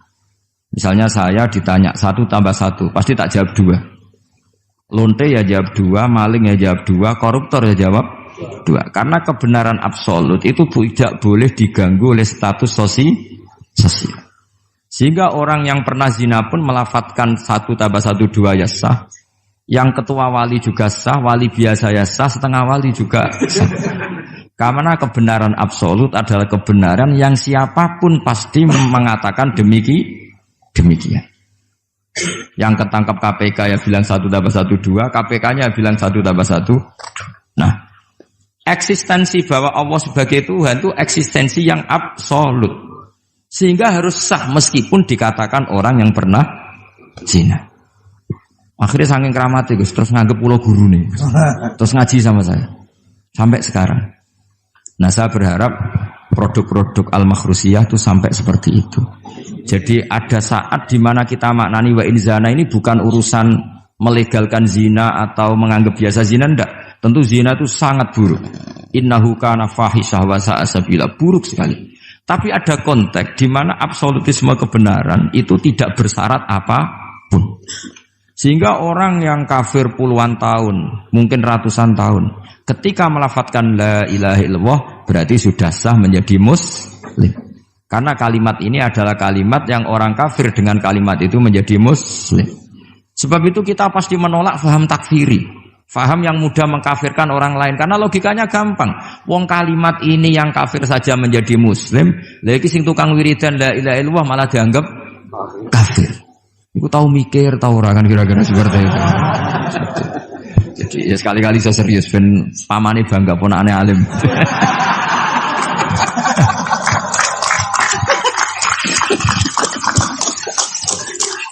Jadi saya terpaksa ngetokno alim saya ben paman bangga gitu. Ponakanku ya alim pemeneh pamane. Jadi ini rileks ya. Jadi saya mohon sekali pemahaman hadis itu harus komprehensif, harus utuh. Sehingga zaman itu bukan sekedar kita. Abu Dzar itu sahabat yang khusyuk itu ya protes. Yang benar ya Rasulullah, masa wa in zana wa in sarok. Diulang lagi. Yang benar ya Rasulullah. Sampai Nabi mengatakan 3 kali. Lama-lama Nabi sampai agak keras nadanya. Ngendikan ala rohmi anfi Abi Dzarrin. Oh dasar wong grumbung kandhani ra ngandel gitu. Karena Abu Dzar itu orang khusyuk. Beliau tidak siap kalau orang yang pernah salah seperti itu kemudian tetap dakhalal jannah atau sah melafadzkan la ilaha illallah. Tapi dengan penjelasan ilmiah yang saya utarakan tadi, itu memang ini bukan masalah pelegalan zina atau nganggap zina biasa, enggak. Tapi masalah absolutisme kebenaran itu akan diakui oleh siapapun dan pihak manapun dan akan sah dari siapapun. Sehingga orang yang kafaro tula umrih, dia kafir tula umrih, 80 tahun dia kafir. Kemudian pas mau mati melafadzkan la ilaha illallah Muhammadur Rasulullah, tetap sebagai berstatus mukmin. Qul lil ladzina kafaru iyantahu yughfar lahum ma qad salaf. Katakan kepada orang kafir sekali dia menghentikan kekafirannya dengan talaffuz di kalimat syahadah, maka otomatis menjadi muslim. Nah soal nanti masuk surga ya bisa kapan-kapan kan? Allah tidak bilang harus sekarang kan? Ya nunggu kita duluan kira-kira. Nak bejo itu. Tapi saya berkali-kali ngaji sudah orang Islam tuh yang senang. Kita ini sudah dikasih kunci surga, miftahul jannah la ilaha illallah. Kamu harusnya nggak bisa masuk neraka. Kamu nggak pegang kuncinya, kok kamu mau masuk itu gimana? Tapi ada teman saya bilang, neraka ora ono pintune Gus, langsung wae. Lah kalau kamu pikiran gitu semoga ke situ saya bilang gitu. Jadi makanya kamu yang pede saja. Umumnya orang itu kunci itu rahasia. Ini sudah dikasih tahu sama Kanjeng Nabi, yaitu miftahul jannah la ilaha illallah. Sudah punya kuncinya. Alamatnya juga sudah jelas. Alamatnya itu ya sakho. Karena kalau as-sakhiyu qaribun minallah, qaribun minal jannah. Kalau sampean kepengin tahu alamat neraka, ya bakhil tadi. Itu qaribun minannar. Jadi kalau kamu tanya alamat neraka di mana Gus? Kalau kamu medit, pikir, ya itu dekat-dekat situ. Itu neraka. Nah saya nggak di dekat-dekat situ, makanya saya nggak tahu neraka di mana. Jadi saya mohon sekali, dibalik saya sering guyon sama Gus Riza Gus Siim, kita ini membawa sanad yang berat. Karena di sini ada zuriatnya Kiai Makhrus, ada zuriatnya leluhur saya. Harus zuriatam ba'duha mim. Jangan sampai buyut-buyut kita yang sudah meninggal statusnya rubah karena ulah para cucunya. Kayak yang dialami tadi Yahuda bin Yakub bin Ishak bin Ibrahim. Nah kita tidak pernah tahu Yahuda itu apakah agama, apa marga. Itu masih jadi perdebatan. Karena kalau kamu kritik sebagai agama juga nanti repot karena ada ayat innalladzina amanu walladzina hadu wan nasara wassabiin. Terus man amana billahi wal yaumil akhir. Artinya ada ayat di mana orang-orang iman dan orang-orang hadu. Nah, kalau hadu ini kamu anggap satu faham agama nanti repot. Masa Yahudi kok disejajarkan innalladzina amanu walladzina hadu. Makanya ini jadi perdebatan para ahli tafsir. Makanya ada ahli tafsir maknanya Innalladzina amanu walladzina hadu lan wong sing tau Yahudi. Ini balaghah bi tibari makana. Pakai status dulu. Mau tidak mau secara bahasa memang seperti itu. Misalnya ada preman tobat di tangan Gus Riza, mesti bilang, Gus iki preman sing wis tobat. Jare wis tobat kok diarani preman. Itu namanya bi tibari makana. Jadi dengan status yang dulu. Iki wong kafir tapi saiki wis Islam. Lho wis Islam kok diarani wong kafir. Ada yang maknani sehingga enggak perlu kamu jadi orang liberal yang menyamakan semua agama terus dalile innalladzina amanu walladzina hadu wan nasara wasabin man amana. Semua agama itu sama. Buktinya ayat itu sama, pakai wawu ataf. Iku ora tau ngaji tafsir Mbak Gus Riza kira-kira gitu. Kalau sudah ngaji tafsir insyaallah enggak akan seperti itu. Jadi ayat itu ada ilmunya. Dan alhamdulillah di pondok sini, di pondok Lirboyo juga diajarkan ilmu balaghah. Jadi kadang penamaan itu bukan sekarang tapi bi'tibari makana. Ngitung dulu. Paham ya? Kayak kita mengatakan ini kafir tapi sudah Islam. Itu paradok enggak? Wong sudah Islam kok dikatakan kafir. Iku dhisik santi goblok, saiki wis pinter. Goblok kok pinter. Ya, ngoten mawon Gus, mau karena bingung. Assalamualaikum warahmatullahi wabarakatuh. Waalaikumsalam warahmatullahi wabarakatuh.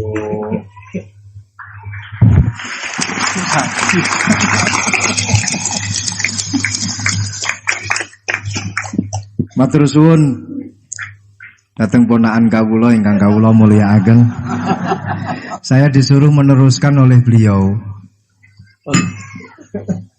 Saya nanti kalau meneruskan apa yang didawuhkan oleh beliau, khawatir terbukti apa yang beliau dawuhkan. Ketok ponakane pinter apa meneh pamane itu. Dan saya ikut kaidah beliau harus tawadhu. Jadi saya sebaiknya ya seperti tadi yang saya sampaikan, aku mundur alon-alon. Ada yang menarik dari beliau itu tadi terusan daripada ayat yang beliau sampaikan, walakin kana hanifan muslimau wa ma kana minal musyrikin. Ini yang kemudian menjadi jalan tengah antara perdebatan di antara apakah Ibrahim itu Yahudi ataupun Nasrani. Jawabannya adalah hanifan muslimau wa ma kana minal musyrikin. Ikut pada jalan yang lurus. Maka dari itu tadi pun juga beliau sudah memberikan arahan kepada kita, ikut pada jalan yang lurus, jalan yang telah diarahkan, yang telah diberikan oleh para sesepuh kita. Jadi sebenarnya ayat-ayat yang telah beliau sampaikan dan juga penafsirannya itu tadi sudah cukup. Kalian kalau mau mencari sesuatu, jawabannya itu ada di dalam Al-Quran semuanya. Dulu itu ada satu kisah yang disampaikan oleh Dr. Ali Toharoyan. Di dalam satu kitab tafsir Ayatul Ahkam yang beliau karang, Dr. Ali Toharoyan ini adalah salah satu guru besar di Al-Azhar. Beliau mengisahkan ada seorang yang fanatik sekali dengan Al-Quran. Itu memang sudah menjadi keharusan kita, fanatik terhadap Al-Quran. Tapi ini fanatiknya luar biasa. Seorang pembuat roti, beliau fanatiknya kepada Al-Quran ini luar biasa. Setiap kali ditanya oleh orang, apakah Al-Quran ini menerangkan tentang bagaimana caranya kita memasak? Ada jawabannya di dalam Al-Quran. Apakah di dalam Al-Quran itu ada caranya kita main sepak bola? Ada jawabannya, semua di dalam Al-Quran. Ma faratna fil kitabi min syai'. Fassalnahu tafsila. Semuanya sudah dijelaskan oleh Allah. Allah di dalam Al-Quran menjelaskan semuanya secara rinci malahan. Suatu ketika orang ini ditanya oleh salah satu tamunya, Anda yang fanatik terhadap Al-Quran? Iya, saya fanatik dan kita wajib fanatik terhadap Al-Quran. Sekarang saya ingin tahu jawabannya. Dari satu pertanyaan, apakah Al-Quran itu menjelaskan bagaimana caranya membuat roti? Anda kan sebagai pembuat roti, Anda sebagai tukang roti. Saya ingin ayatnya apa di dalam Al-Quran, bagaimana caranya membuat roti. Si tukang roti ini secara refleks langsung menjawab, ada. Ayatnya apa? Fas'alu ahla dzikri in kuntum la ta'lamun. Kalau tidak tahu, tanyalah kepada yang tahu. Jadi kalian kalau tidak tahu, tanyalah kepada Gus Baha. Itu yang wajib menjawab pun juga sebenarnya Gus Baha. Wal afu minkum. Assalamualaikum warahmatullahi wabarakatuh. Sanad jadi qadhi itu ya semuanya seperti yang diceritakan Reza. Hakimnya itu bingung. Karena memutuskan ini tanah milik siapa, harta karun. Dulu kamu kira Nabi Sulaiman itu serius, ya enggak, beliau itu rileks. Tapi kalau punya keputusan itu gitu, ada dua perempuan. Ya sebut saja dalam tafsir-tafsir misalnya Soghirah sama Gabiroh. Sama punya anak kecil, karena masih keluarga anaknya itu mirip. Kemudian anak yang satu itu dimakan serigala. Hilang. Dimakan serigala, terus lapor ke Nabi Dawud. Karena yang meyakinkan itu yang satu diputuskan ini milik kamu, misalnya milik yang adiknya. Ketika keluar dari situ ketemu Nabi Sulaiman. Kalau saya hakimnya maka keputusannya tidak seperti itu. Nabi Sulaiman pas itu umurnya 13 tahun. Akhirnya dipanggil sama Nabi Dawud. Ya sudah putuskan kamu. Nabi Sulaiman ngambil pedang atau pisau. Ya sudah tak bagi dua. Nanti separuhan katanya. Jadi Nabi Sulaiman itu ya suka humor. Masa anak mau dibagi dua nanti separuhan. Terus yang histeris nangis itu yang besar, yang mbaknya. Yang kecil tenang-tenang saja. Akhirnya sama Nabi Sulaiman diputuskan dikasihkan yang nangis histeris. Ditanya sama yang kecil, kenapa kamu putuskan milik mbak saya? Ora ono wong anak apa dipotong kok tenang-tenang wae. Jadi kelihatannya rileks, tapi dari basis ilmu yang luar biasa. Kalau kamu betul merasa sebagai itu anak kamu, pasti kamu histeris. Akhirnya dikasihkan yang besar. Jadi tidak semua nabi itu kalau memutuskan serius. Nabi Sulaiman itu rileks. Ya tapi tentu tidak kayak Gus Rizal, lebih benar gitu kan. Nabi itu lebih benar. Suatu saat ada lagi perempuan cantik itu diperkosa 4 tokoh. Jangan teruskan tokoh agama, nanti sensitif.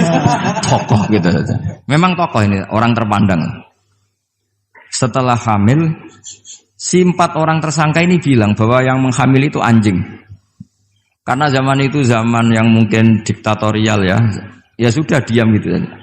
Singkat cerita, dilaporkan ke Nabi Dawud. Bahwa ada peristiwa gini-gini, terduga adalah anjing. Nabi Dawud ya tenang saja, enggak ngerespon. Karena biasalah wali itu kan tukang husnudzon. Nabi Dawud itu gayanya Nabi, gaya ala wali. Jadi gampang husnudzon. Kalau Nabi Sulaiman enggak. Jadi sistem reskrim itu harus matur nuwun sama Nabi Sulaiman. Orang 4 ini dipanggil. Manggilnya satu-satu. Kamu tahu kalau itu yang merkosa anjing? Ya, tahu saya. Anjingnya warnanya apa? Hitam. Ya.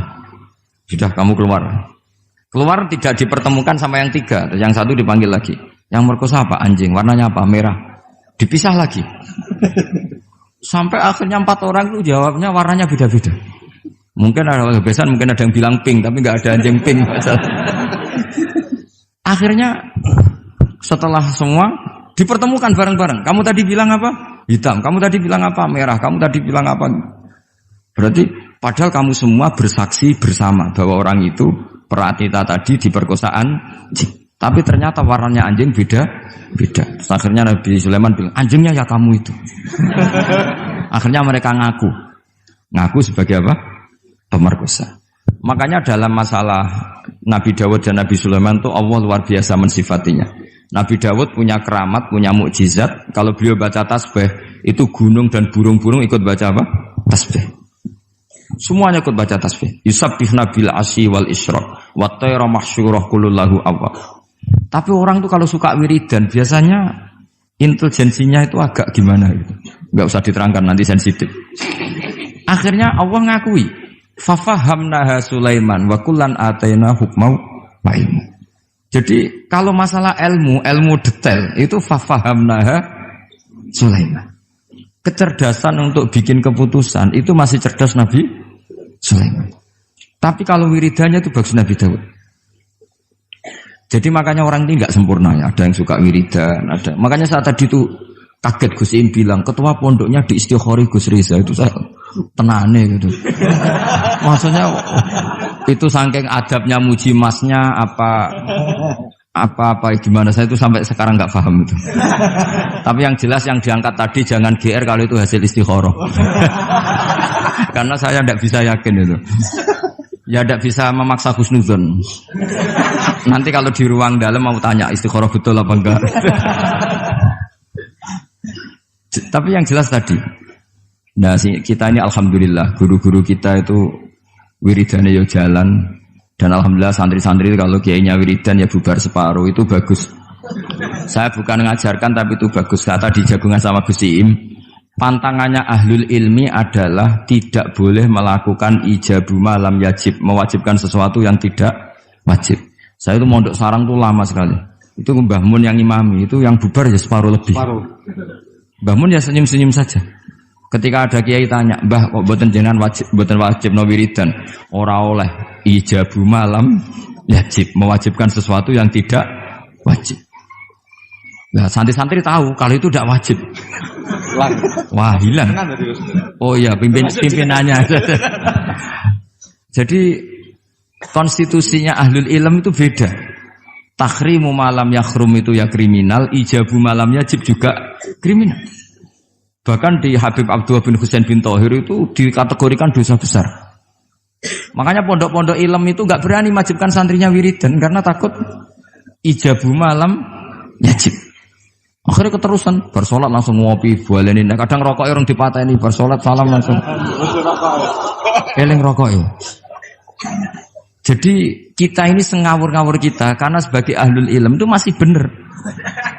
Ngawur saja bener, apalagi pas bener. Karena memang sanad ya, saya ulang lagi. Sanad ahlul ilmi itu beda, khas. Sehingga kadang orang-orang yang di luaran sana, jangan bilang kubu sebelah, pokoknya di luaran sana, nanti jadi sensitif. Saya itu pernah ditanya satu pertanyaan sangat ekstrim. Ini karena ada paman saya, nanti tak mintakan jawab. Itu sangat sensitif. Yaitu orang-orang kota pernah tanya saya, Pak Bahak, kenapa ada hadis mangqala la ilaha illallah dakhalal jannah wa in zana wa in sarqa. Itu kan ekstrim. Kok kayak Islam itu membolehkan zina? Karena yang pernah zina pun asal melafadzkan la ilaha illallah pasti dakhalal jannah. Saya kebetulan pas itu ya kok pas pinter Gus Riza. Jadi ya bisa jawab. Terus saya bilang gini, justru saya bilang hadis itu menunjukkan satu kaidah ilmiah yang luar biasa, yaitu kebenaran yang absolut itu tidak boleh terganggu oleh perilaku sosial. Misalnya saya ditanya 1 tambah 1, pasti tak jawab 2. Lonte ya jawab 2, maling ya jawab 2, koruptor ya jawab 2. Karena kebenaran absolut itu tidak boleh diganggu oleh status sosial. Sehingga orang yang pernah zina pun melafatkan 1 tambah 1 2 ya sah. Yang ketua wali juga sah, wali biasa ya sah, setengah wali juga sah. Karena kebenaran absolut adalah kebenaran yang siapapun pasti mengatakan demikian. Yang ketangkap KPK ya bilang 1 tambah 1 2, KPK-nya bilang 1 tambah 1.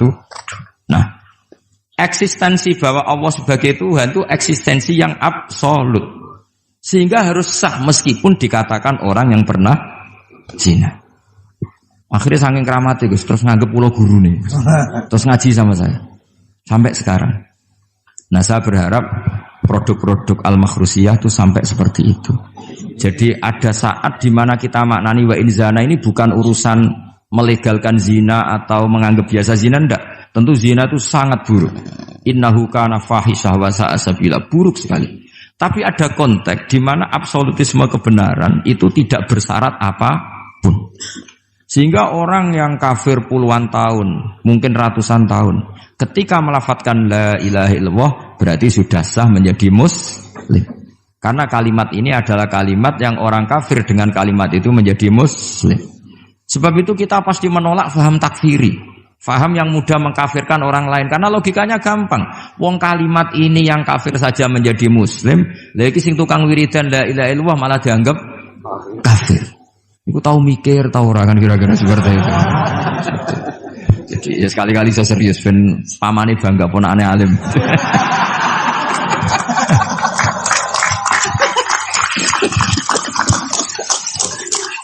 Jadi saya terpaksa ngetokno alim saya ben paman bangga gitu. Ponakanku ya alim pemeneh pamane. Jadi ini rileks ya. Jadi saya mohon sekali pemahaman hadis itu harus komprehensif, harus utuh. Sehingga zaman itu bukan sekedar kita.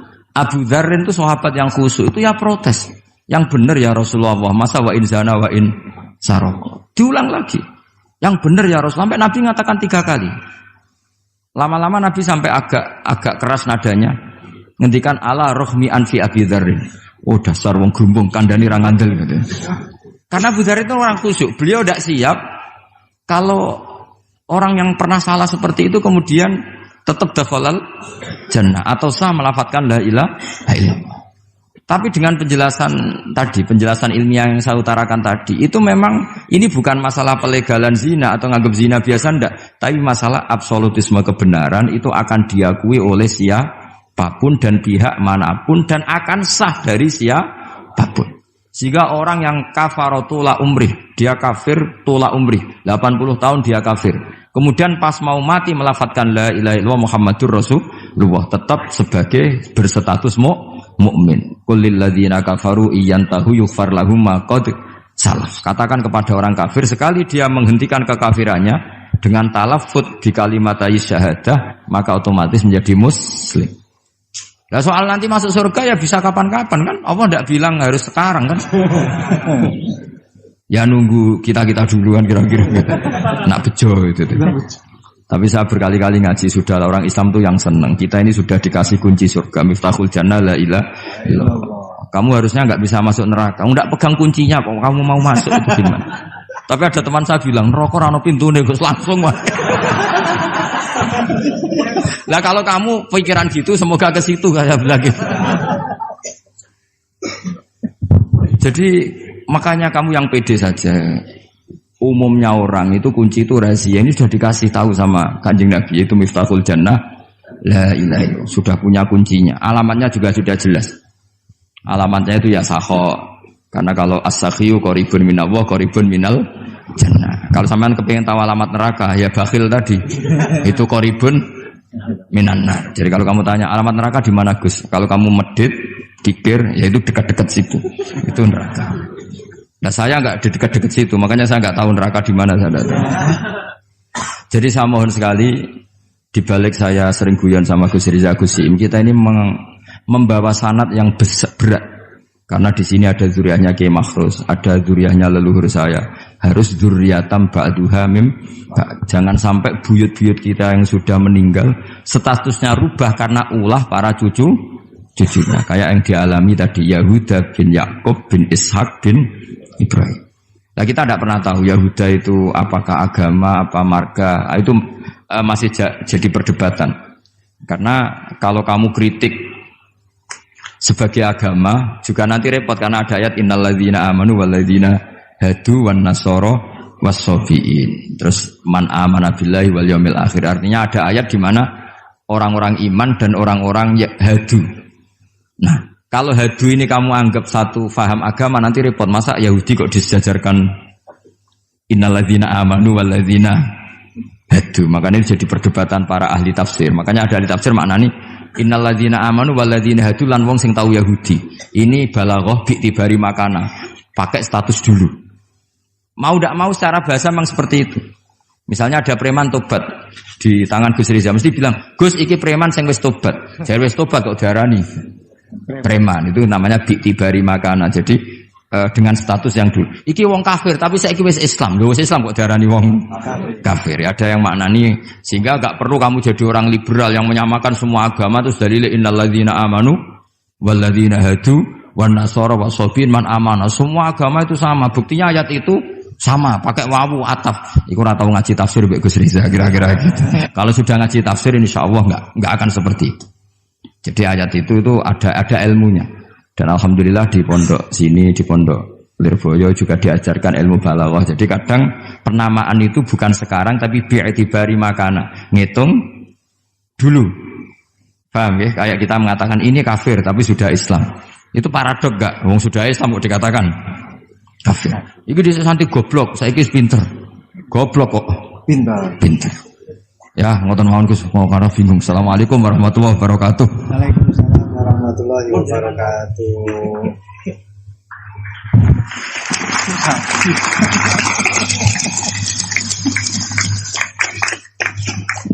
Matur suwun dateng ponakan kawula ingkang kawula mulyakaken. Saya disuruh meneruskan oleh beliau. Saya nanti kalau meneruskan apa yang didawuhkan oleh beliau, khawatir terbukti apa yang beliau dawuhkan. Ketok ponakane pinter apa meneh pamane itu. Dan saya ikut kaidah beliau harus tawadhu.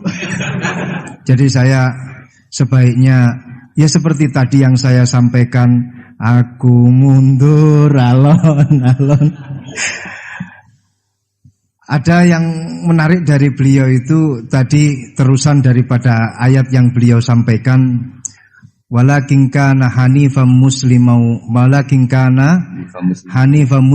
wa ma kana minal musyrikin. Ini yang kemudian menjadi jalan tengah antara perdebatan di antara apakah Ibrahim itu Yahudi ataupun Nasrani. Jawabannya adalah hanifan muslimau wa ma kana minal musyrikin. Ikut pada jalan yang lurus. Maka dari itu tadi pun juga beliau sudah memberikan arahan kepada kita, ikut pada jalan yang lurus, jalan yang telah diarahkan, yang telah diberikan oleh para sesepuh kita. Jadi sebenarnya ayat-ayat yang telah